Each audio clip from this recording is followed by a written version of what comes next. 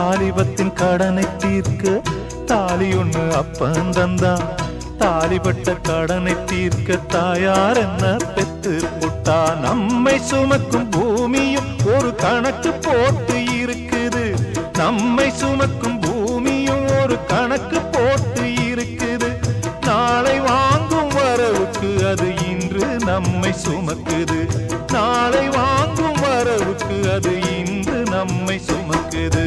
ஆத்துக்கு பக்கம் ஆத்துக்கு பக்கம் ஆத்து சுரக்கிற ஊத்துக்கு பக்கம் யாரோ வச்ச தென்ன இது நம்பி இருக்குது மண்ண. இது தானாக வளர்ந்த மரம் பாரம்மா.